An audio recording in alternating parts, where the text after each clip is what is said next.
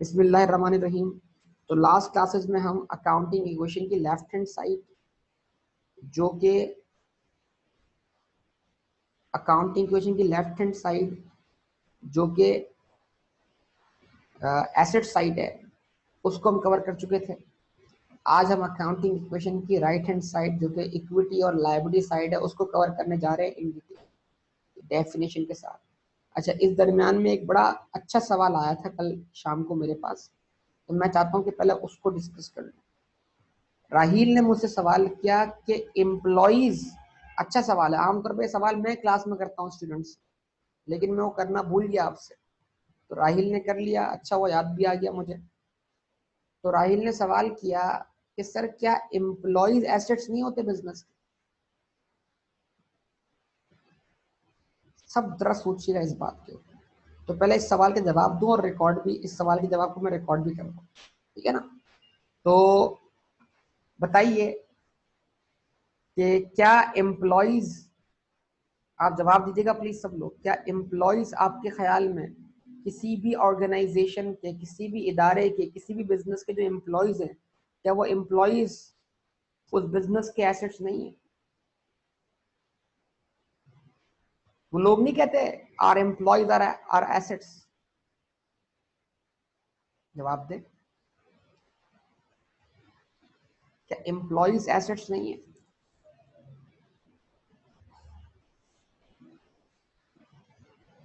क्या कहते हैं भाई? क्या अकाउंटिंग एम्प्लॉइज को एसेट मानती है?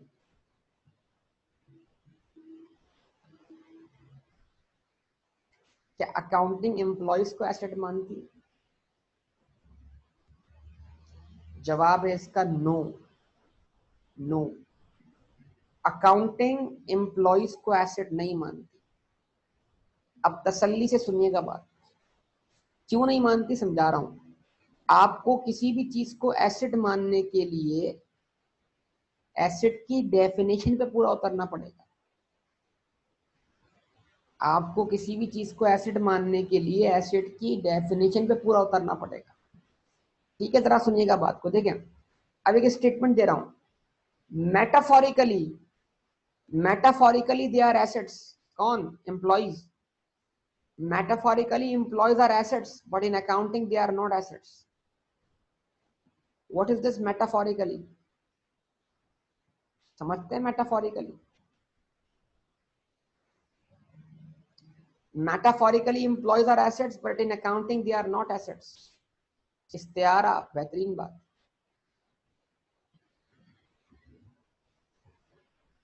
अब मुझे आप तो इस्तेआरा बोलकर परेशान कर देंगे सबको, यकीन कर। वो इस्तेआरा, वो नाम जो मुस्तेआर हो।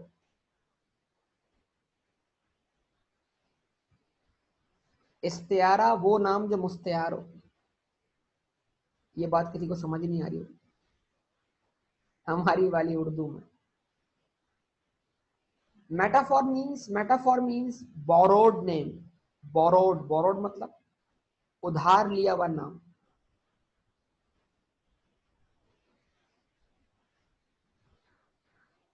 ठीक है, उधार लिया हुआ नाम, बोरोड नेम। इस्तियारा यानी एक चीज जो हो ना, लेकिन फिर भी उसको वही बोला जाए। जैसे हुसैन को उसकी अम्मी बोलती है मेरा चांद, तो सवाल क्या हुसैन चांद है?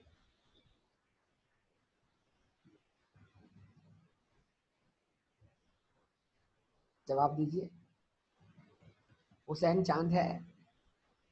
अम्मी का तो चांद है ना यार, अम्मी का तो चांद है, बिल्कुल अम्मी का चांद है। लेकिन क्या ऐसा बोलने से हर माँ का बच्चा उसके लिए चांद होता है? तो यार मैंने कभी इनकार किया? मैं ये तो बोल रहा हूँ, असल में मैंने आपका नाम इसलिए लिया कि आपने कहा कि मुश्किल वाली उर्दू है, तो मैंने बोला आसान, मुश्किल आसान करते हैं आप। ममता अंधी होती है। अच्छा बेटा, यार अभी कमेंट्स बाद में देना, मैं पहली बात सुन लो, मैं एग्जाम्पल दे रहा हूँ। तो जिस तरह अम्मी बोलती हैं मेरा चांद, इस तरह ऑर्गेनाइजेशन बोलती है मेरा एसेट। कौन? मेरा एम्प्लॉय। जिस तरह अम्मी के चांद बोलने से बच्चा चांद बन नहीं जाएगा, इस तरह ऑर्गेनाइजेशन के एम्प्लॉयज को एसेट बोलने से, ऑर्गेनाइजेशन के एम्प्लॉयज को एसेट बोलने से एम्प्लॉय एसेट नहीं बन जाएगा अकाउंटिंग की नजर में। तो अकाउंटिंग की नजर में एम्प्लॉयज एसेट नहीं है। क्यों? क्योंकि कंट्रोल डिफाइन नहीं। जहां उसको अच्छी जॉब मिली वो आपकी जॉब छोड़कर फौरन से क्या हो गया, एक जॉब से दूसरी जॉब पर स्विच हो गया।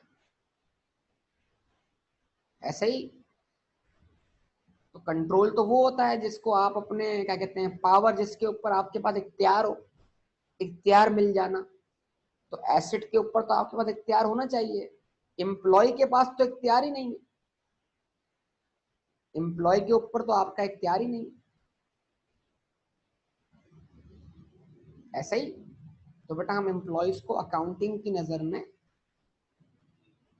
एम्प्लॉयज को हम अकाउंटिंग की नजर में क्या कहते हैं, एसेट्स नहीं बोलते। अच्छा जी, एक सवाल है कि पास्ट इवेंट वाला पॉइंट भी इस पे अप्लाई नहीं होता। इस पे अप्लाई नहीं होता, एम्प्लॉयज पर। पास्ट इवेंट का मतलब मैंने एक्सप्लेन ही नहीं किया अब तक। मैंने क्या बोला, इस बात को समझाने के लिए थोड़ा टाइम चाहिए। ठीक है, पास्ट इवेंट का ताल्लुक जो है वो रिपोर्टिंग से। चले मैं फिर भी थोड़ा सा आपको समझाने की कोशिश करता हूँ। पास्ट इवेंट अगर आपका पता होता ही है कि स्टूडेंट बाज दफा जो है ना, एक पॉइंट इतना अहम नहीं होता, लेकिन जब हम बोलते हैं ना कि आगे समझाएंगे, लेकिन उनका इंटरेस्ट फॉरन डेवलप हो जाता है उस चीज। देखिए अगर आपको पास्ट इवेंट समझना है ना, मैं पास्ट इवेंट को भी एक्सप्लेन करता हूँ, कोई मुश्किल बात नहीं है। लेकिन पास्ट इवेंट समझने के लिए आपको रिपोर्ट समझनी पड़ेगी। रिपोर्ट, रिपोर्ट मतलब आप अपनी फाइनेंशियल स्टेटमेंट बना रहे हैं कहां पर, एक साल पूरा होने पर। तो जब आप एक साल के एंड पर किसी चीज को अपना एसेट बोल रहे हैं, तो वो एसेट उस पिछले एक साल में रहा होगा ना, वो आपके लिए उसने पूरा एक साल गुजारा होगा। तो फाइनेंशियल स्टेटमेंट्स के अंदर आप जिस चीज को भी एसेट बोलेंगे वो आपके लिए पास्ट इवेंट होना चाहिए। मतलब आप फाइनेंशियल स्टेटमेंट्स के अंदर जो बता रहे हैं चीजें, वो एक साल गुजरने के बाद बता रहे हैं, बट साल पूरा होने में बता रहे हैं। आपका एग्जाम रिजल्ट आएगा, तो रिजल्ट तो एग्जाम का आया है, लेकिन जो आया है वो तो गुजर चुका है ना, वो एग्जाम तो हो चुका है ना वो एक्टिविटी तो परफॉर्म हो चुकी है ना बेटा। ये मैं पास्ट इवेंट का मामला जो है, जो उसको साल ना हुआ वो बात नहीं है। ये पास्ट इवेंट का मीनिंग समझा रहा हूं कि आमतौर पे एसेट बताया कब जाता है, जब हम बनाते हैं एक स्टेटमेंट, इसका नाम है स्टेटमेंट ऑफ फाइनेंशियल पोजीशन। ठीक है, तो वो पास्ट इवेंट जो है वो स्टेटमेंट ऑफ फाइनेंशियल पोजीशन के रेफरेंस से लिखा हुआ है। अब जाहिर सी बात है, अभी आपको स्टेटमेंट ऑफ फाइनेंशियल पोजीशन का आइडिया नहीं है, वही आइडिया जनरेट करने आपके सामने अकाउंटिंग इक्वेशन की शक्ल में बेटा। ठीक है, तो टाइम टेकिंग थोड़ा है, आहिस्ता आहिस्ता चीजें डेवलप होंगी इंशाल्लाह। एक एक चीज बिल्कुल क्लियर होती चली जाएगी। तो जो चीज क्या होती है क्लियर ना नहीं हो सकती ना करंटली, तो मैं बोलता हूँ उसको थोड़ा थोड़ी देर के लिए क्या कर दो, साइड पर रख दो, फिर किसी और टाइम पर हम क्या करते हैं उसको डिस्कस करते हैं। लेकिन अगर स्टूडेंट बजे दो कि नहीं मुझे आज ही समझना है, तो फिर मसला नहीं है, फिर मैं आज भी समझा दूंगा, वो टेंशन वाली बात ही नहीं। ठीक है, ओके तो यहां तक भाई जवाब हो गया आपका पूरा। जिसका जवाब सवाल था वो तो यार वो तो गायब हो गया बंदा। राहील बेटा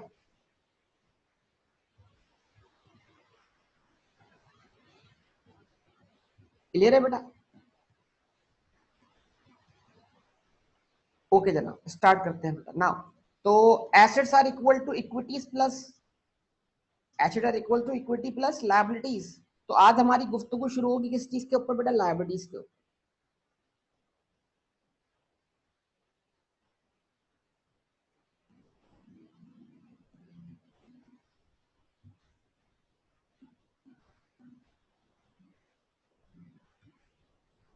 लायबिलिटीज,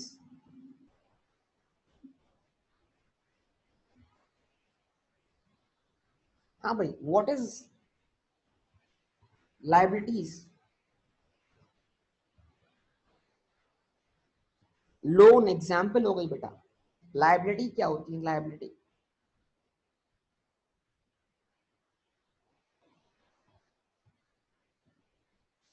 लाइबिलिटीज जिम्मेदारी। ओके। कारोबारी कर्जा। Examples, payments which we have to pay within the business. Okay. जो आपकी जेब से पैसा ले जाए। Good point, last point is good point. Okay, ये हमारी लाइबिलिटी की डेफिनेशन का आखिरी हिस्सा होगा बेटा। हसन अहमद, जो आप बोल रहे हैं। फैजान, बेहतरीन बेटा। Obligation, good good. ये हमारी डेफिनेशन का पहला हिस्सा होगा।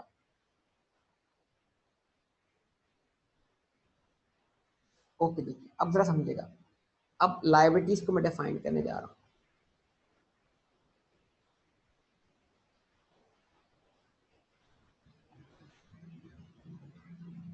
Present obligation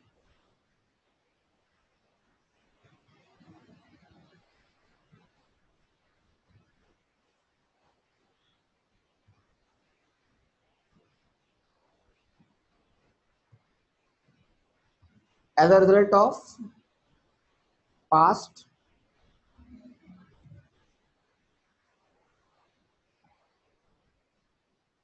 obligating event.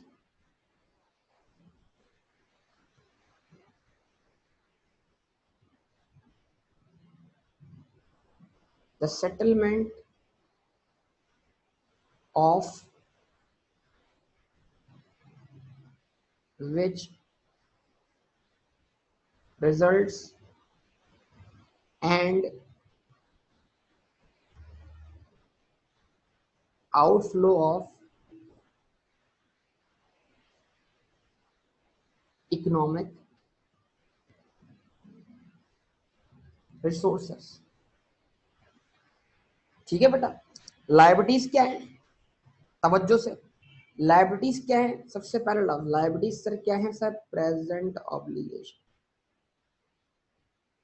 As a result of past obligating event, the settlement of which results and outflow of economic resources. ये तीन बातें आप दिमाग में रख लें कि लाइबिलिटी की पहचान ये तीन बातें। लाइबिलिटी आपके बिजनेस पे बोझ है, ऑब्लिगेशन है, जिम्मेदारी है। ये जिम्मेदारी किसी माजी में होने वाले इवेंट की वजह से क्या क्या हुई थी? क्रिएट हुई थी। भाई लाइबिलिटी क्यों आपके सर पर आ गई? क्यों? क्योंकि आपने माजी में कुछ किया था। क्या किया था सर? लोन लिया था। हाँ भाई। अब एक बात का जवाब दीजिएगा, सवाल करने जा रहा हूं आप सबसे। Good good. Resources supplied by other businesses. Good. Other other entities बोल सकते हैं। गुड, सही बात है, कह सकते हैं बिल्कुल। लेकिन ये एक प्रॉपर डेफिनेशन। अब सुन ले सब लोग, एक सवाल करता हूं मैं। अमान बेटा मौजूद हो? अमान, अमान क्लास में हो बेटा? अमान बेटा कहां पर हो? अमान, अमान इज नॉट रिस्पॉन्डिंग। अमान जो है वो क्लास के दरमियान नाश्ता करने चले गए। अरे आ गए भाई, आ गए। अच्छा, तो ये क्या आज दो अमान हो गए क्या बेटा? एक अमान आफ्ताब था और एक अमान पटोली। दो दो अमान कहां से आ गए?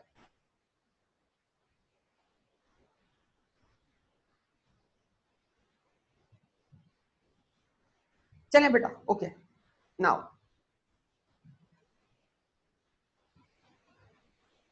अमान,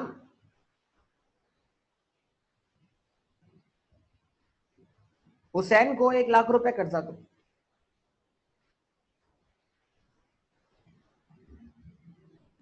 अमान, हुसैन को 1 लाख रुपए कर्जा दो।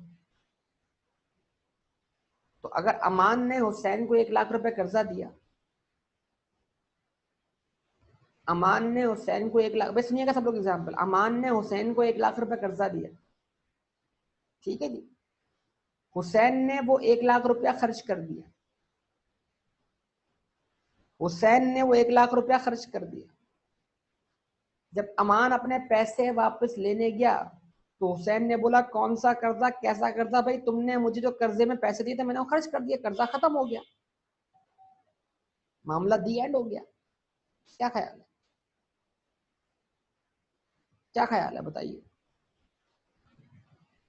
जवाब दीजिए। अमान ने हुसैन को कर्जा दिया, हुसैन ने वो पैसे खर्च कर दिए, उड़ा दिए, लुटा दिए, जला दिए। मैं वापस देने के मूड की बात नहीं कर रहा, आप मेरे सवाल पे फोकस कीजिए बेटा। हुसैन ने वो पैसे उड़ा दिए, लुटा दिए, जला दिए, कुछ भी कर दिए। जब अमान वो पैसे लेने के लिए गया किसके पास? हुसैन के पास। तो हुसैन ने बोला भाई कर्जा तो खत्म हो गया ना। हुसैन ने बोला कर्जा तो खत्म हो गया। हुसैन इसका जवाब ये दे रहा है कि तुमने मुझे 1 लाख रुपए कर्जा दिया, मैंने 1 लाख रुपए खर्च कर दिया, अब कर्जा कहाँ रहा? अब कर्जा कहाँ रहा बताओ? कर्जा तो खत्म हो गया। ऐसा? या हुसैन के 1 लाख रुपए खर्च करने के बाद भी, या हुसैन के 1 लाख रुपए खर्च करने के बाद भी कर्जा बाकी रहा? पेपर वर्क की बात, मैं कोई फॉर्मेलिटीज की बात नहीं कर रहा, मैं कॉन्सेप्ट्स की बात कर रहा हूं, मैं आपको अकाउंटिंग पढ़ा रहा हूं प्लीज। मेरा सवाल बड़ा सिंपल है कि हुसैन के 1 लाख रुपए खर्च करने के बाद भी कर्जा बाकी रहा? बाकी रहा पक्का? देखिए माशाल्लाह, अगर आप ये बोल रहे हैं कि 1 लाख रुपए कर्जा बाकी रहा तो इसका मतलब ये है कि आप खुद अपने दिमाग से बोल रहे हैं sir sources are equal to resources. Sir Aman ने जो 1 लाख रुपए कैश दिया था हुसैन को, वो 1 लाख रुपए हुसैन के लिए रिसोर्स था। उसके आने की सोर्स क्या था? उसके आने की सोर्स क्या था? हुसैन था। उसके आने की सोर्स अमान था। तो जब जब जब जब हुसैन ने वो 1 लाख रुपए खर्च कर दिए तो हुसैन ने अपने रिसोर्सेज खर्च कर दिए, लेकिन उसकी सोर्स तो बाकी रही ना। उसकी सोर्स तो बाकी रही ना। तो जब तक उस सोर्स को वो पैसा वापस ना किया जाए वो कर्जा हम पर से खत्म होने वाला नहीं है। क्या ये बात समझ में आती है सबको? इंटरेस्ट की भी बात नहीं कर रहा बेटा। तो मैं जो आपको समझा रहा हूं आप उसको पिक करें बराए मेहरबान। तो अब जरा इन अल्फाजों पर गौर कीजिएगा। Present obligation as a result of past obligating event. Liabilities जो है वो आपके ऊपर क्या है? ऑब्लिगेशन है, जिम्मेदारी है, और ये लायबिलिटीज एग्जिस्ट करती हैं as a result of past obligating event. चले स्टार्ट करते हैं, देखते हैं बेटा। अब मैं आपके सामने एग्जांपल्स देने जा रहा हूं, और एग्जांपल्स मैं आपको दूंगा अकाउंटिंग इक्वेशन की शक्ल में। और अकाउंटिंग इक्वेशन की शक्ल में मैं क्या एग्जांपल्स दूंगा? Assets are equal to equities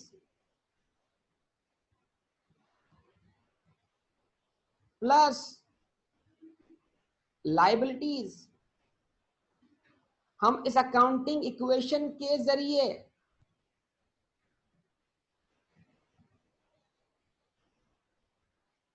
इस डेफिनेशन को समझने की कोशिश करते हैं। ठीक है जी। मान लीजिए हुसैन ने बिजनेस शुरू किया। मान लीजिए हुसैन ने बिजनेस शुरू किया।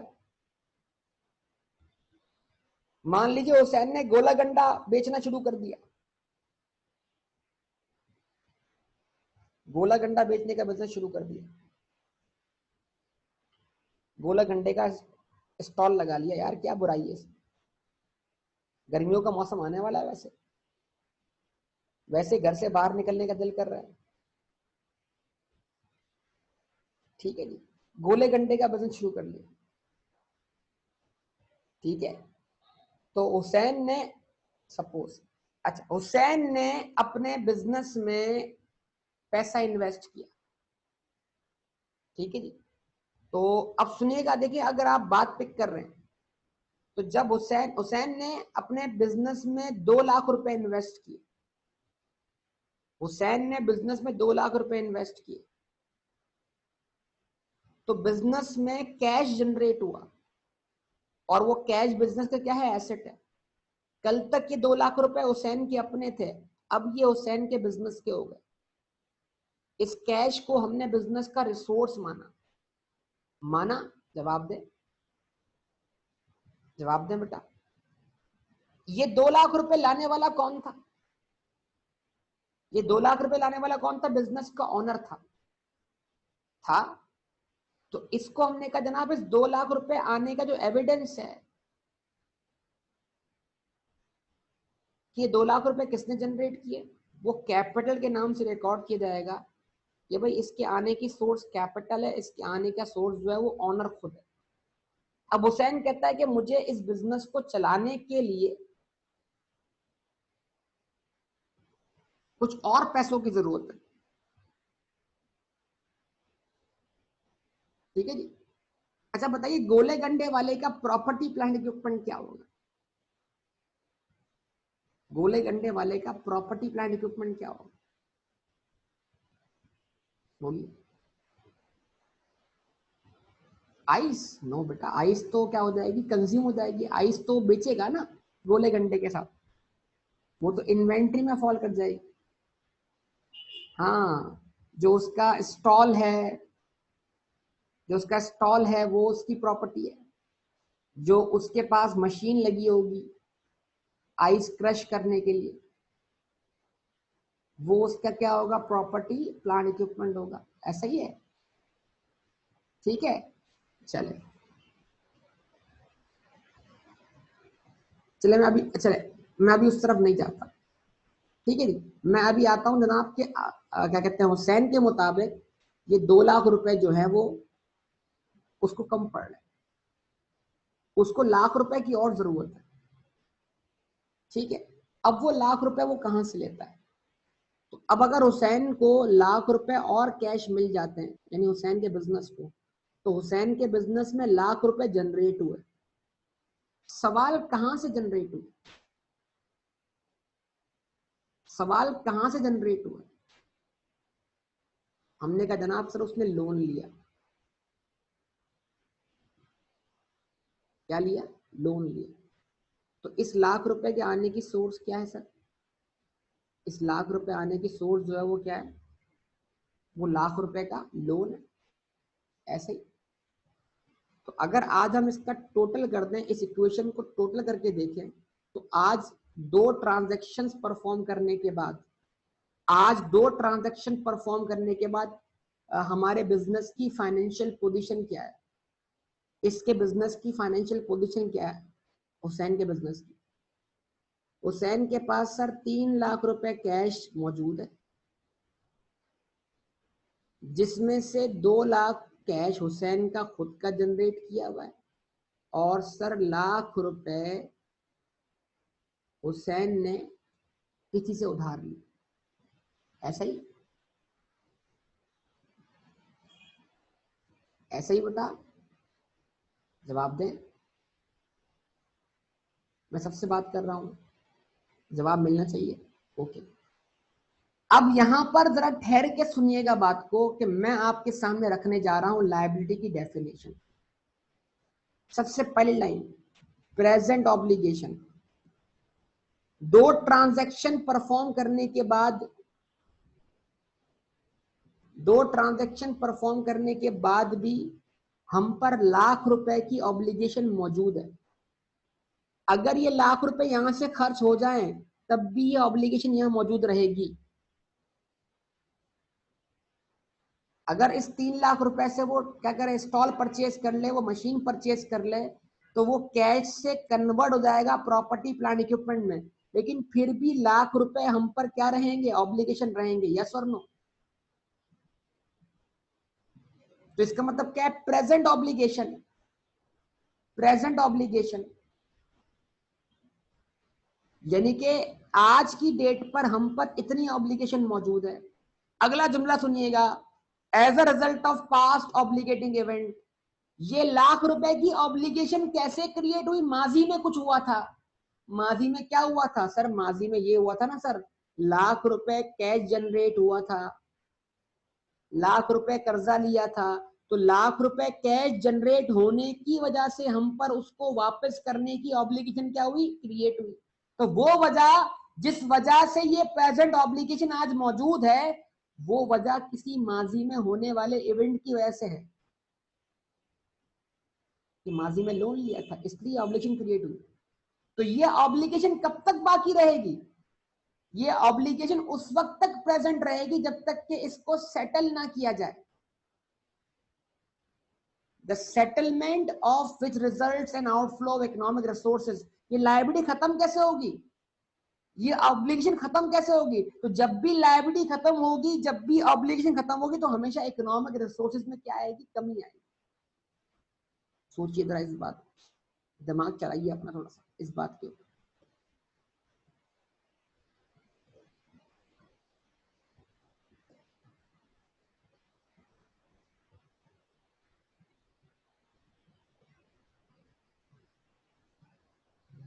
दिमाग चलाइए अपना इस बात के ऊपर।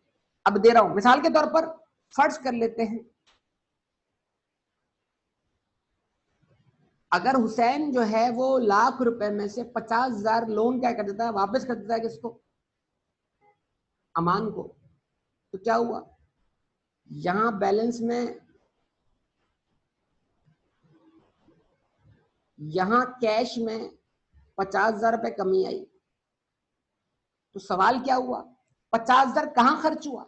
जवाब देना पड़ेगा ना। 50,000 खर्च हुआ, कहां खर्च हुआ? कर्जे को पे करने के लिए।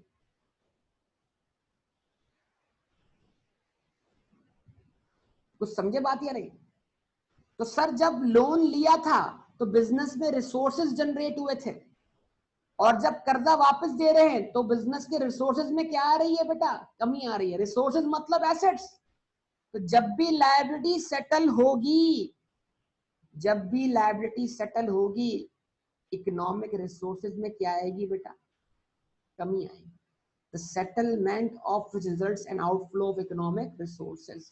जब भी ये कर्जा वापस करेंगे तो हमारे पास रिसोर्सेज में क्या वाकया हो रही होगी? कमी वाकया हो रही होगी।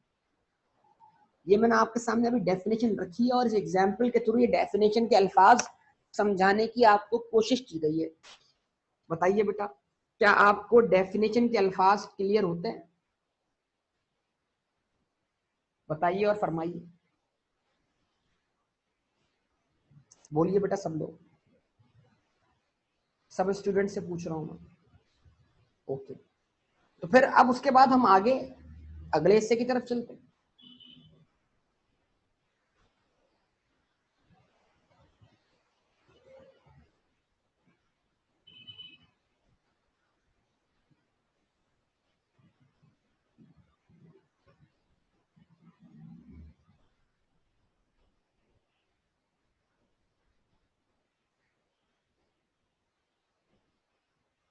Liabilities,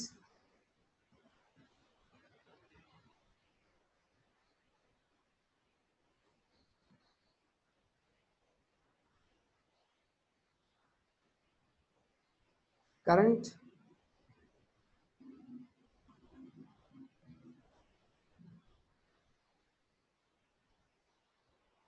non current.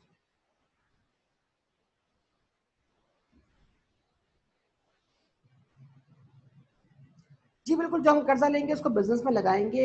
अभी तो मैंने एग्जाम्पल के तौर पे कर्जा ले भी लिया और फौरन चुका भी दिया, सिर्फ समझाने के लिए। लेकिन ऑब्वियसली प्रैक्टिकली कर्जा लेने के बाद हम उससे कमाएंगे भी, और उसके बाद इंटरेस्ट भी पे करेंगे, और उसके बाद एक टाइम होगा उसको वापस करने का। ये तो सिर्फ जो है अभी बात डेफिनेशन समझाने के लिए एग्जाम्पल कवर की गई है, ठीक है? ओके, तो जिस तरह एसेट्स की दो टाइप्स हमने पढ़ी थी बेटा। हाँ बेटा, फैजान इक्वेशन की दोनों साइड पैरेलल मेंटेन होगी, बिल्कुल। जिस तरह हमने जिस तरह हमने क्या पढ़ा था बेटा, एसेट्स की दो टाइप्स पढ़ी थी, करंट एसेट्स और नॉन करंट एसेट। इस तरह लायबिलिटी की भी दो साइड, दो हिस्से। लायबिलिटी को भी हम दो हिस्सों में डिवाइड कर रहे हैं बेटा। जवाब दीजिएगा please, current liabilities and non current liabilities. जवाब नहीं मिल रहा आपकी तरफ से बेटा, जवाब दें सब लोग बेटा। तो अब ये किस बेस पर? वहां तो आपने करंट और नॉन करंट बोला था इकोनॉमिक बेनिफिट की बेस पर, कि अगर इकोनॉमिक बेनिफिट मिलेगा more than one accounting period तो नॉन करंट, और अगर मिल जाएगा with in one accounting period तो करंट। जवाब दे।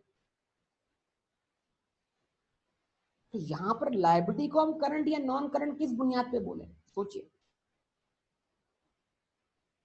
जरा सोचिए। हाँ क्या बात है, जबरदस्त। अगर एक ही अकाउंटिंग पीरियड में सेटल हो जाएगा, जबरदस्त, जबरदस्त बेटा। तो अगर एक ही अकाउंटिंग पीरियड में सेटल हो जाएगा तो वो करंट है, और जो लायबिलिटी सेटल होने में more than one accounting period ले वो क्या है, नॉन करंट है। इसमें पीरियड काउंट होगा। बेहतरीन, जबरदस्त, जबरदस्त, फॉर्म में आ गए भाई, फॉर्म में आ गए। Now liabilities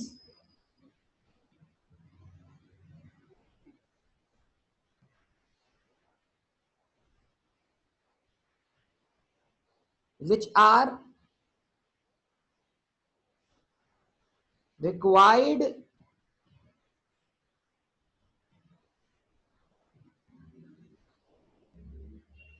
to be settled within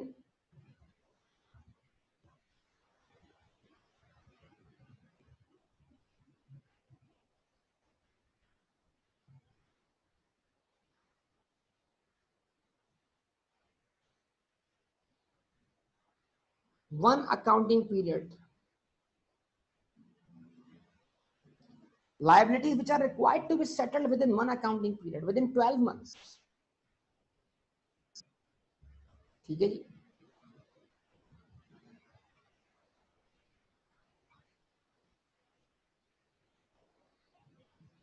Liabilities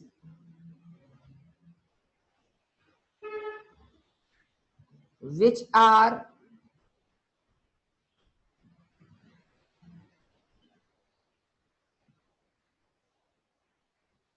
required to be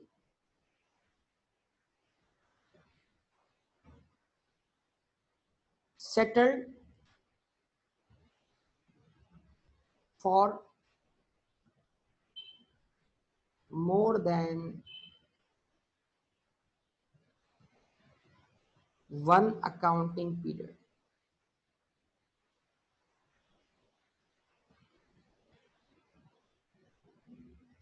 तो कुछ लाइबिलिटीज ऐसी होती हैं जो सेटल होने में कितना वक्त लेती हैं, 12 महीने के अंदर अंदर सेटल हो जाती हैं भाई, एक ही अकाउंटिंग पीरियड के अंदर सेटल हो जाती है। और कुछ लाइबिलिटीज ऐसी हैं जो for more than one accounting period settle होती है। ठीक है, तो जितना बड़ा कर्जे का अमाउंट होगा उतनी देर से सेटल होगा ना बेटा। अगर आपने बैंक से 20 लाख रुपए 25 लाख रुपए कर्जा लिया है तो वो आप बैंक से लेकर फौरन तो वापस नहीं करेंगे, क्या ख्याल है। तो जितना लाइबिलिटी का साइज ह्यूज होगा, हो सकता है कि उसकी सेटलमेंट में उतना टाइम लग जाए, क्या ख्याल है, बोलिए। अगर आपने एक बिजनेस एस्टेब्लिश करने के लिए लोन लिया है तो वो लोन आप फौरन वापस करने की पोजीशन में तो नहीं होंगे, जवाब दीजिए। आपको उस लोन को वापस करने में क्या लगेगा, ज्यादा टाइम लगेगा ना। अभी तो बिजनेस एस्टेब्लिश करना है, उसको इस पोजीशन में लाना है कि वो कर्जा वापस दे सके। ओके, तो ये आपके मतलब इसका मतलब ये हुआ कि सेटलमेंट के ऊपर बेस करता है कि सेटलमेंट अगर with in one accounting period होती है तो ऐसी लाइबिलिटीज को हम करंट बोलेंगे, और सेटलमेंट अगर more than one accounting period होती है तो हम क्या बोलेंगे उसको, non current. Examples,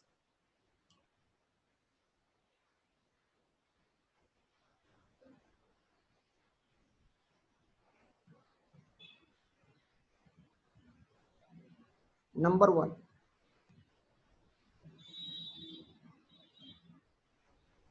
account payable या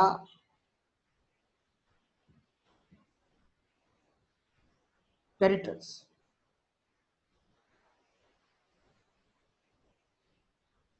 ठीक है, उसके बाद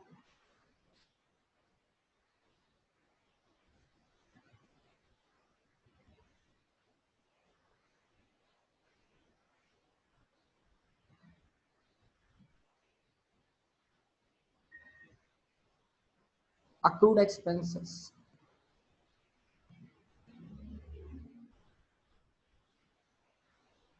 other payable,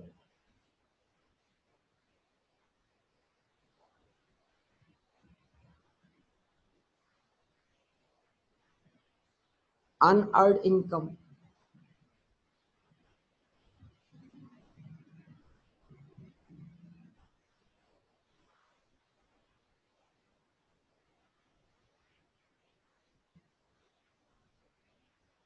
short term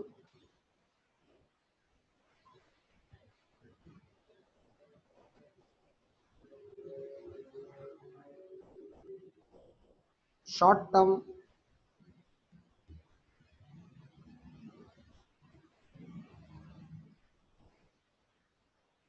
loans.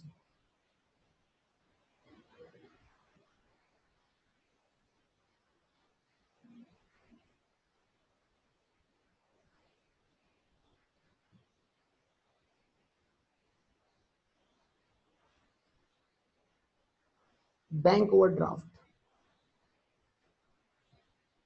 इसको आमतौर पर ओडी बोलते हैं।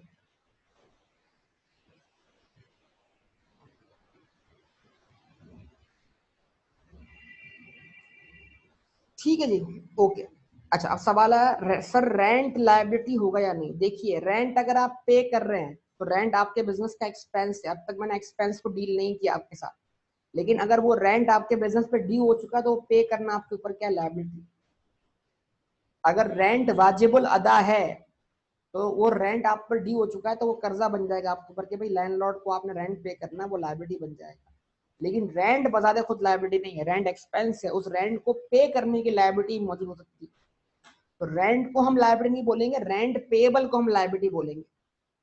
ठीक है। तो मैंने बोला जब एक चीज रेंट एक्सपेंस वाला पॉइंट मैंने डिस्कस नहीं किया तो हमने कहा देखिए एक बात सुनिएगा, अकाउंटिंग में हर चीज की दो साइड्स देख रहे हैं। अब यहां से एक बात और सुनिएगा बेटा, देखें अभी स्टिल जो है वो आपको अकाउंटिंग पीरियड कौन डिसाइड करता है। बेटा एक कॉमन नॉर्मल फिनोमेना है, 12 महीने का अकाउंटिंग पीरियड होता है। ठीक है, तो 12 महीने जहां पूरे हुए अकाउंटिंग पीरियड खत्म हो गया, एक साल मुकम्मल हो गया। ठीक है। हाँ फैजान, बेटा बर्थडे कब मनाते हो, बर्थडे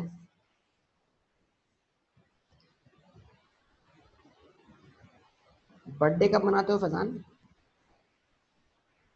बर्थडे मनाते हो या बर्थडे मनाते हो, बर्थडे फैजान 12 जुलाई को। तो 12 जुलाई को आगाज हुआ, स्टार्ट हुआ, आंखें खोली दुनिया में फैजान ने। साल पूरा कब हुआ, साल पूरा कब हुआ, दूसरे साल, मतलब 11 जुलाई को ना। 11 जुलाई को साल पूरा हो गया, 12 जुलाई से 11 जुलाई तक। क्या ख्याल है, सही ना।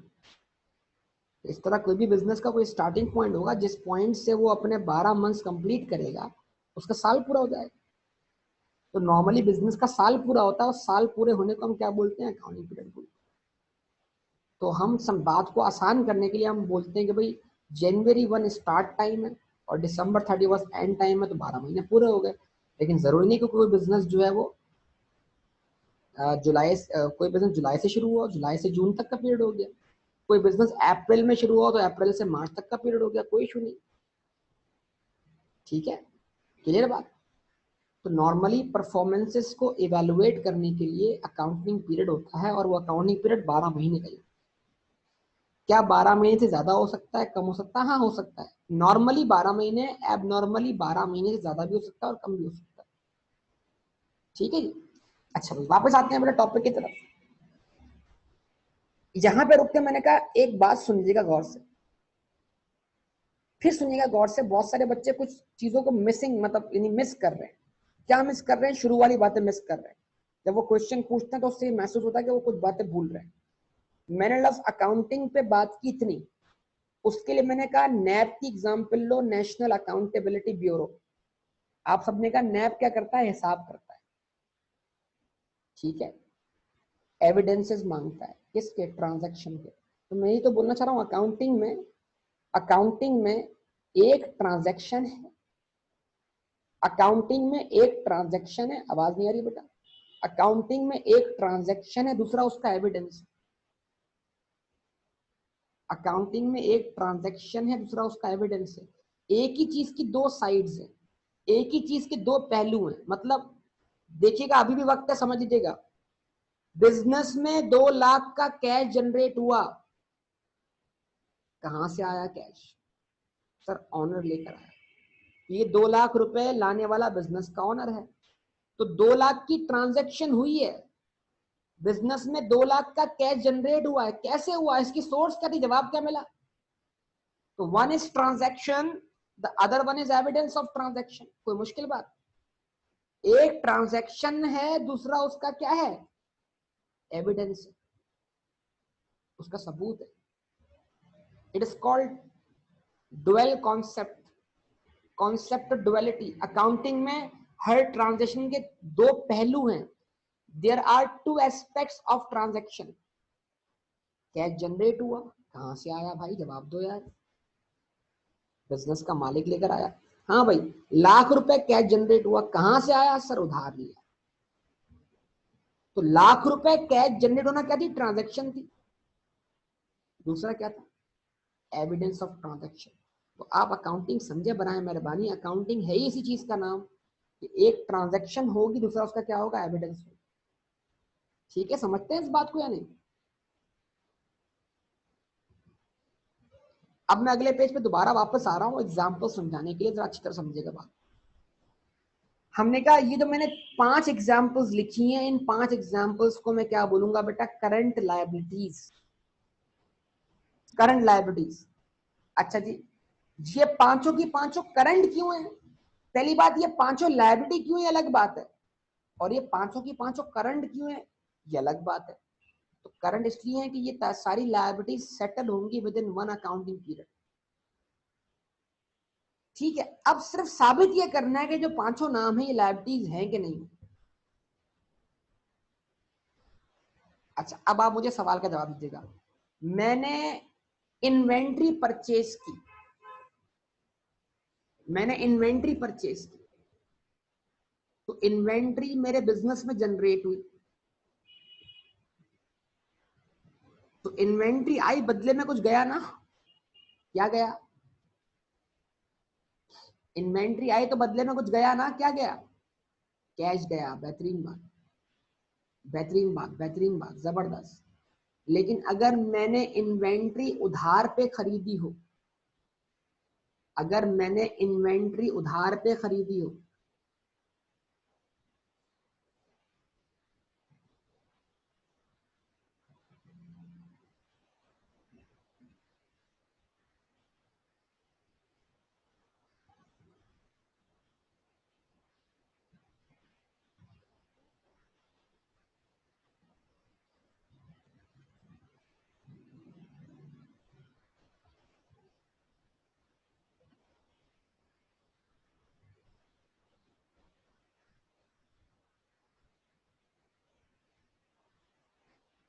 ठीक है जी,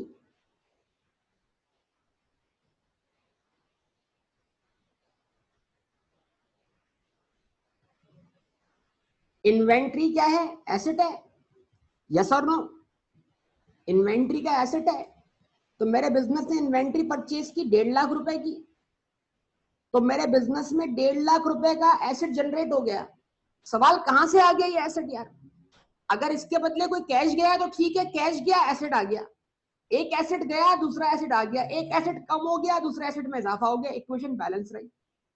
लेकिन अगर इन्वेंट्री मैंने परचेज की है तो मेरी इक्वेशन की लेफ्ट हैंड साइड पर 1.5 लाख रुपए का इजाफा हो गया, और उस साइड पर एसेट साइड में कैश में कोई कमी नहीं आई। तो इसका मतलब क्या हुआ कि मैंने ये इन्वेंट्री उधार पे परचेज की। ये इन्वेंट्री जब मैंने उधार पे परचेज की, तो इसके उधार पे परचेज करने का मुझे एविडेंस भी तो रिकॉर्ड करना है ना, कि नहीं रिकॉर्ड करना? तो मैं उस एविडेंस को नाम दूंगा किस चीज का, अकाउंट पेएबल का। मैं बोलूंगा इन्वेंट्री खरीदने की वजह से मेरे बिजनेस पर 1.5 लाख की लायबिलिटी क्या हुई, क्रिएट। क्या कहते हैं सब लोग, बताइए। अब जरा इसको लायबिलिटी की डेफिनेशन पे पूरा कर लीजिए, लायबिलिटी की डेफिनेशन पे फिट करके देखिए लाजमी सब लोग, बताइए। प्रेजेंट ऑब्लिगेशन, सर हमारे बिजनेस पर 1.5 लाख रुपया पे करने की ऑब्लिगेशन मौजूद है, यस। क्यों मौजूद है? As a result of past obligating event. माजी में कुछ ऐसा हुआ है सर, माजी में क्या हुआ है सर, मैंने इन्वेंट्री खरीदी थी लेकिन उसके पैसे नहीं दिए थे। जब इन्वेंट्री खरीदी थी और उसके पैसे नहीं दिए थे तो उसको पे करने की ऑब्लिगेशन मुझ पे क्या हुई, क्रिएट हुई। जवाब दीजिए, खत्म कैसे होगी, खत्म कैसे होगी? The settlement of which results an outflow of economic resources. जब भी ये लायबिलिटी सेटल होगी तो बेटा इकोनॉमिक रिसोर्सेज में क्या आएगी, कमी आएगी। कुछ समझ में आती है बात आप लोगों को बेटा? तो हर ट्रांजैक्शन की कितनी साइड्स होंगी बेटा, 2 साइड्स होंगी, ये समझाना चाह रहा हूं मैं आपको। अच्छा जी, अकाउंट पेएबल, अच्छा इसका मतलब क्या, अकाउंट पेएबल वो लायबिलिटी है जो इन्वेंट्री खरीदने की वजह से क्रिएट होती है। अगर इन्वेंट्री खरीदेंगे उधार पर तो इन्वेंट्री खरीदने की वजह से जो हम पर ऑब्लिगेशन क्रिएट होगी उसको हम किस नाम से पुकारेंगे, अकाउंट पेएबल के नाम से पुकारेंगे, क्रेडिटर के नाम से पुकारेंगे। जरा बताइए, आमतौर पे मार्केट में उधार कितने वक्त का चलता है, वही 15 से 90 दिन का। तो इसका मतलब आमतौर पे क्रेडिटर्स की सेटलमेंट हो जाती है विद इन 1 अकाउंटिंग पीरियड। लिहाजा अकाउंट पेएबल लायबिलिटी भी है और क्योंकि सेटल हो जाएगी विद इन 1 अकाउंटिंग पीरियड तो इसको करंट लायबिलिटीज में शुमार किया जाएगा। Clear, clear? सबसे पूछ रहा हूं प्लीज एवरीवन, बेटा सब लोग, सारी अवाम जवाब दे। Okay good. अगला हेडिंग क्या है बेटा, अक्रूड एक्सपेंस। लास्ट पॉइंट कौन सा यार? अब मैंने कहा अकाउंट पेएबल जो है वो एक लायबिलिटी है जो बिजनेस में, बिजनेस के ऊपर क्रिएट होती है इन्वेंट्री परचेज करने की वजह से, इन्वेंट्री परचेज करने की वजह से। मतलब लायबिलिटी की कोई ना कोई कैरेक्टरिस्टिक्स होने चाहिए ना।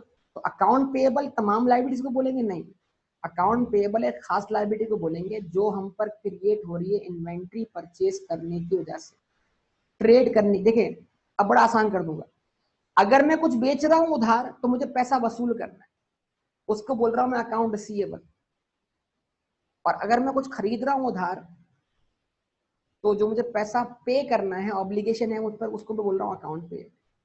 तो ये यानी अकाउंट रिसीवेबल और अकाउंट पेएबल ये ट्रेड करने की वजह से क्रिएट होते हैं। अगर इन्वेंट्री बेचूंगा तो अकाउंट रिसीवेबल क्रिएट होगा कि पैसा वसूल करना है, ये भी ट्रेड है। और इन्वेंट्री खरीदूंगा बेचने के लिए लेकिन उधार पे खरीदूंगा तो अब मुझ पर क्या क्रिएट होगी, ऑब्लिगेशन।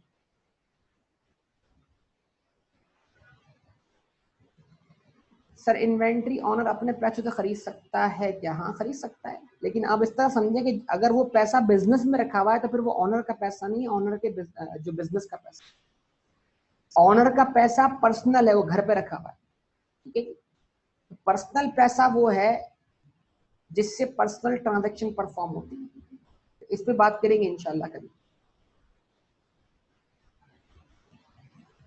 यार ये तो एग्जाम्पल दिए यार मैंने शॉर्ट करके, मैंने अब मैं क्या पूरा क्वेश्चन बनाऊं उसके लिए कि पहले उसने बिजनेस शुरू किया, उसकी इक्विटी इतनी थी। मैंने डायरेक्ट एक ट्रांजेक्शन बताई कि यार बिजनेस की इन्वेंट्री में इजाफा हुआ। अब पीछे बैकग्राउंड क्या चल रहा है, बिजनेस क्यों शुरू हुआ, कैसे शुरू हुआ, ये थोड़ी बहस में पढ़ूंगा मैं इस वक्त। मैंने खाली ये बताया कि एक ट्रांजेक्शन परफॉर्म हुई है, उसमें इन्वेंट्री आई है लेकिन उसके लिए पैसे पे नहीं हुए, तो उसकी वजह से क्या हो गया, जस्ट लायबिलिटी क्रिएट हो गई। तो इसमें कौन सा इशू आ गया? तो फोकस ऑन ट्रांजेक्शन, ट्रांजैक्शन पे फोकस कीजिए कि उस ट्रांजैक्शन को किस तरह रिकॉर्ड करना है। ठीक है बेटा, नेक्स्ट हेडिंग हमारे पास कौन सी है, अक्रूड एक्सपेंस। जिस तरह मैंने कहा था कि अगर मैं प्रॉपर्टी रेंट पे देता हूं, प्रॉपर्टी जब मैं रेंट पे देता हूं तो रेंट रिसीव करने का राइट एस्टेब्लिश होता है। जब मैं पैसा बैंक में रखता हूं, सेव करता हूं, इंटरेस्ट रिसीव करने का राइट एस्टेब्लिश होता है। इस तरीके से अगर मैं रेंट रिसीव करने वाला नहीं हूं बल्कि मैं रेंट पे करने वाला हूं, अदर एक्टिविटीज, इन्वेंट्री परचेस करना प्राइमरी एक्टिविटी है, ऐसा ही ना। लेकिन लेकिन अगर मैं प्रॉपर्टी रेंट पे लेता हूं, मैंने शॉप रेंट पे ली हुई है, तो उस शॉप का रेंट जो मुझ पे उधार चढ़ गया है, तो उस उधार को मैं क्या बोलूंगा, अक्रूड एक्सपेंस। ये एक ऐसा एक्सपेंस है जो मुझ पर क्या हो चुका है, ड्यू हो चुका है, यानी उसको हम नाम देते हैं अदर पेएबल। अगर मेरे बिजनेस ने लोन लिया था, तो उस लोन पे जो इंटरेस्ट देना है, जो अब तक मैंने पे नहीं किया, जो इंटरेस्ट ड्यू हो चुका है, उसको मैं इंटरेस्ट पेएबल बोलूंगा, वो भी अक्रूड एक्सपेंस, अदर पेएबल है। ये लायबिलिटीज इन्वेंट्री की वजह से क्रिएट नहीं हो रही, बल्कि दीगर मामलात की वजह से क्रिएट हो रही। तो rent payable, interest payable, salesman को commission payable, electricity bill payable, telephone bill payable. अगर एम्प्लॉयज ने काम कर दिया है, आपको जो सर्विसेज देनी थी वो सर्विसेज दे चुके हैं, लेकिन आपने अब तक उनको सैलरी पे नहीं की, तो सैलरी पेएबल। ठीक है जी। तो इस बात को मुकम्मल समझने के लिए हमें इसकी दूसरी साइड को भी समझना पड़ेगा, और उसकी दूसरी साइड क्या, एक्सपेंस। जिस तरह यानी जिस तरह अकाउंट पेएबल की दूसरी साइड क्या थी, इन्वेंट्री थी, वो एसेट थी। अक्रूड एक्सपेंस लायबिलिटी है, लेकिन इसकी दूसरी साइड क्या है, एक्सपेंस है। एक तरफ एक्सपेंस है, एक तरफ लायबिलिटी। हमने क्या बोला, हर ट्रांजैक्शन के टू एस्पेक्ट्स। बात समझ में आती है नहीं आती बेटा, यहाँ तक सबको प्लीज फोकस करें मेरी बात पर और जवाब। सब लोगों से पूछता हूँ बेटा, सब लोगों से, हर बंदा जवाब देगा, तसल्ली हो जाती है बेटा। ओके जी, गुड। अच्छा, अगला हेड क्या लिखा हुआ है, अनअर्न्ड इनकम। अनअर्न्ड इनकम क्या लिखा हुआ है, ये बताओ। अगर तुम वेरी गुड, जबरदस्त, एडवांस। अगर तुम्हारा कस्टमर तुम्हें एडवांस में पैसे दे जाए चीजों के, वो चीजें जब तक तुमने उसको बेची नहीं, एडवांस, गाड़ी की बुकिंग करवा लो, टोयोटा कंपनी, होंडा कंपनी बोलती है भाई एडवांस बुकिंग जारी है, तो टोयोटा कंपनी ने, होंडा कंपनी ने गाड़ी के पैसे ले लिए कस्टमर से एडवांस में। क्या ख्याल है, तो क्या वो पैसे उन्होंने कमा लिए हैं, क्या वो पैसे उनको अर्न हो चुके हैं, क्या उन्होंने पैसे वो कमा लिए हैं? जब पैसे वो उस पॉइंट पे कमाएंगे जिस पॉइंट पे वो हमें गाड़ी ट्रांसफर करेंगे, ऐसा ही ना। अब समझेगा जरा बात को, बिल्कुल, बाइक ट्रांसफर करने के बाद, गाड़ी ट्रांसफर करने के बाद, बिल्कुल। अच्छा, अब इसका मतलब ये हुआ कि जो पैसे आपका बिजनेस एडवांस में रिसीव कर लेता है, जिसके बदले ना उसने गुड्स सप्लाई की ना सर्विसेज दी, तो जब तक आप वो सर्विसेज या गुड्स सप्लाई ना कर दें, वो लिया हुआ अमाउंट वो लिया हुआ अमाउंट आप पर क्या रहेगा, लायबिलिटी रहेगा। ठीक है, इसको हम अकाउंटिंग की लैंग्वेज में क्या बोलते हैं बेटा, अनअर्न्ड इनकम बोलते हैं। Income received in advance, income received advance. अच्छा, एक सवाल अब आया है कि बिल्स अक्रूड पेएबल है या एक्सपेंस है, फिर वही बात आ गई। इलेक्ट्रिसिटी पे हमने खर्चा किया, इलेक्ट्रिसिटी एक्सपेंस है, लेकिन अगर इस एक्सपेंस को अब तक हमने पे नहीं किया है, बिजली इस्तेमाल करने के बाद भी हमने उसका बिल पे नहीं किया, तो बिल पे करना हम पर क्या है, लायबिलिटी। लेकिन जो हमने इलेक्ट्रिसिटी इस्तेमाल की है वो हमारे लिए एक्सपेंस है। तो एक्सपेंस को मैं समझाऊंगा, मैंने क्या बोला, दो एस्पेक्ट है। तो मैंने इलेक्ट्रिसिटी कंज्यूम कर ली, मैंने एम्प्लॉय की सर्विसेज हासिल कर ली, मैंने इंटरनेट यूज कर लिया 1 महीने का, तो ये जितनी भी चीजें मैंने कंज्यूम कर ली है, ये मेरे लिए क्या है, एक्सपेंसेस है। लेकिन अगर ये एक्सपेंसेस ड्यू हो चुके हैं और मैंने पे नहीं किए, तो इनकी पेमेंट मुझ पे क्या है, लायबिलिटी। बिल्कुल, हर एक्सपेंस ड्यू होने के बाद लायबिलिटी है, करेक्ट पॉइंट, जबरदस्त, बेहतरीन। हाँ बेटा, अनअर्न्ड इनकम क्लियर हुआ सबको। अनअर्न्ड इनकम को अगर आप लिखना तो लिख सकते हैं इनकम रिसीव इन एडवांस। अगर किसी को अपनी इनकम के पैसे एडवांस में मिल जाते हैं, लोन नहीं बोलेंगे, लोन तो मतलब क्या है, लोन हमने लिया था कैश में वापस करना है। अर्नड इनकम मतलब क्या है भाई, कि अगर मुझे एडवांस में पैसे मिल जाते हैं, अगर मैं टोयोटा कंपनी हूं तो मुझे एडवांस में पैसे मिल गए गाड़ी के, तो अब मैं कल कैश वापस नहीं करूंगा, बल्कि मैं उसके बदले क्या दूंगा, गाड़ी दूंगा ना। जब वो गाड़ी दूंगा तो मेरी क्या बन जाएगी, इनकम अर्न हो जाएगी। जिस वक्त मुझे कैश मिला उस वक्त मैंने पैसे कमाए नहीं है, लेकिन जिस वक्त मैं उन पैसों के बदले गाड़ी डिलीवर कर दूंगा तो फिर वो मैंने पैसे कमा लिए होंगे। ठीक है, तो लोन होने में और अर्नड इनकम होने में क्या फर्क है। हाँ, लोन भी लायबिलिटी है और अर्नड भी क्या है, लायबिलिटी। क्लियर बेटा। शॉर्ट टर्म लोन, ऐसे लोन जो आप बैंक से लें वक्ती तौर पर। वेरी गुड, जबरदस्त, वेरी गुड बेटा। उसके बाद नंबर 5 क्या है, बैंक ओवरड्राफ्ट। बैंक ओवरड्राफ्ट क्या होता है, मैंने बैंक को क्या बताया आपको, एसेट बताया कि नहीं बताया। बैंक बैलेंस जो है वो मैंने क्या बोला था, एसेट है ना, कैश एट बैंक। कल मैंने उसको एसेट बताया नहीं बताया आप लोगों को, बताइए। क्या मैंने बैंक बैलेंस को एसेट नहीं बताया आपको कल की क्लास में। भाई प्लीज जवाब दें यार। कैश एट बैंक को कल हमने एसेट के तौर पर पढ़ा के नहीं पढ़ा, पढ़ाना बेटा। सही है।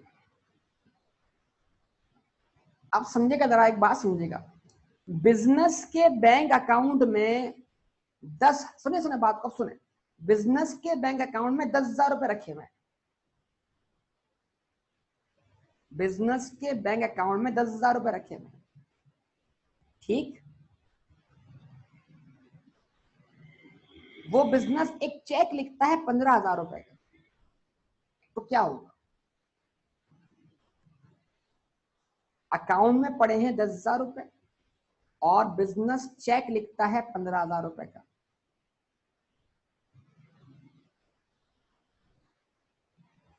वो चेक बाउंस हो जाएगा। अच्छा, बाउंस होना एक आम लैंग्वेज है, अकाउंटिंग में हम उसको बोलेंगे वो चेक डिसऑनर्ड हो जाएगा। डिसऑनर, ऑनर समझते हैं, ऑनर, ऑनर बोलते हैं इज्जत को। डिसऑनर मतलब वो चेक जिसको इज्जत ना मिले। तो चेक को इज्जत कब नहीं मिलती, और चेक को इज्जत कब मिलती है, चेक को इज्जत जब, हाँ, चेक की इज्जत कब होती है, जब वो चेक कैश हो जाए। और चेक की बेइज्जती हो गई जब वो कैंसिल होके क्या हो जाए, वापस आ जाए। तो समझे बात को। तो अकाउंटिंग में बोलते हैं हम इसको बाउंस होना नहीं बोलते, हम क्या बोलते हैं, ये चेक क्या हो गया, डिसऑनर्ड हो गया। बाउंस होना आम लैंग्वेज बोल सकते हैं, अकाउंटिंग में हम इसको क्या बोलेंगे, या लॉ में हम क्या बोलेंगे, चेक डिसऑनर हो गया, चेक को इज्जत नहीं मिली बेचारे। बिल्कुल बेटा। अच्छा, आप सबने बोला कि सर बैलेंस पड़ा हुआ है कितना, 10,000। आवाज नहीं आ रही भाई, आवाज नहीं आ रही आप लोगों को, आ रही है ना बेटा, ओके, ठीक है जी। तो मैं क्या कह रहा था बेटा, अकाउंट में पड़ा हुआ है बैलेंस 10,000 और चेक लिख दिया 15,000 का, चेक डिसऑनर हो गया।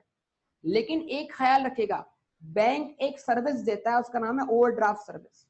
और जब बैंक सर्विस देता है ओवरड्राफ्ट सर्विस, तो आप अपने अकाउंट में मौजूद बैलेंस से ज्यादा बैलेंस निकाल सकते हैं।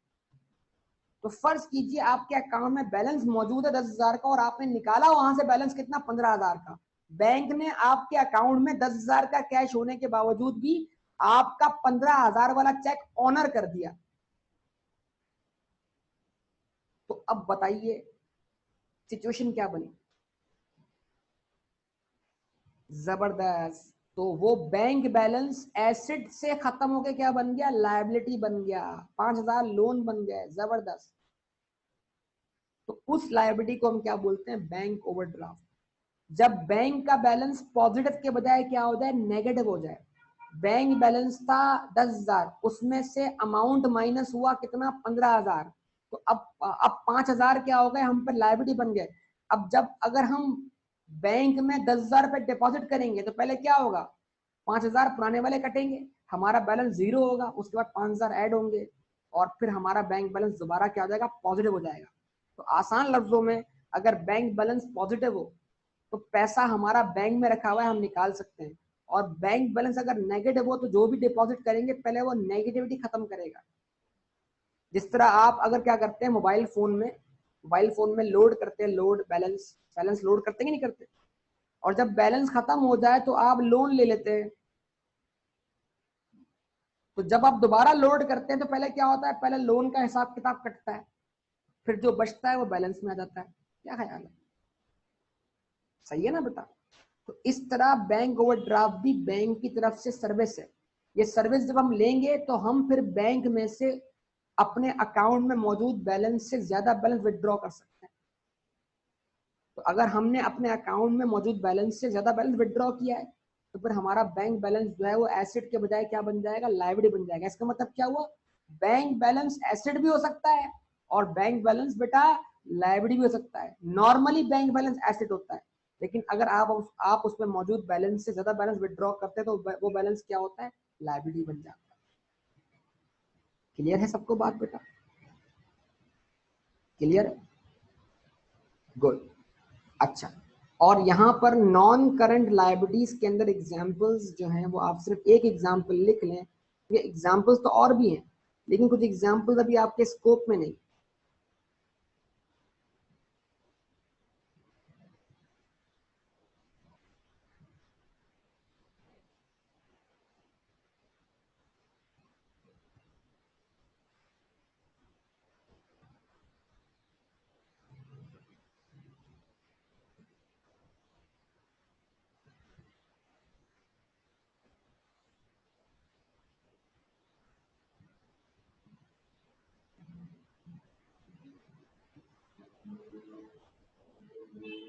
लॉन्ग टर्म लोन्स,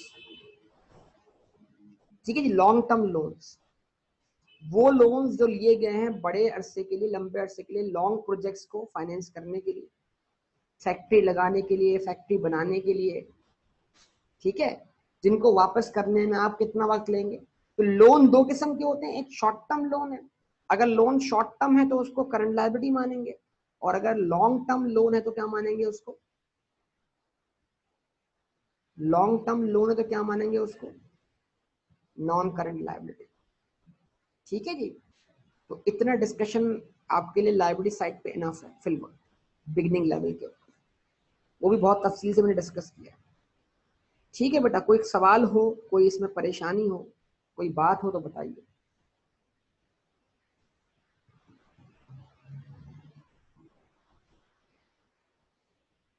ठीक है, तो इसको यहाँ पे स्टॉप करते हैं, कल इसको कंटिन्यू करेंगे यहाँ से इंशाल्लाह। ठीक है, बैंक ओवरड्राफ्ट की बिल्कुल लिमिट होगी, जाहिर सी बात है फैजान, लिमिट होगी बैंक ओवरड्राफ्ट की, वरना बंदा लिमिट से बाहर हो जाएगा। तो बैंक लिमिट देता है ओवरड्राफ्ट, बंदे बंदे पे डिपेंड करता है, किसी की लिमिट मिलियन में होती है। बड़े बड़े बिजनेस के लिए बैंक ओवरड्राफ्ट की 20-20, 30-30, 50-50 मिलियन की लिमिट होती है। ठीक है, ठीक है बेटा, तो ये इंशाल्लाह आप डिस्कस करते हैं आइंदा क्लास में। ओके,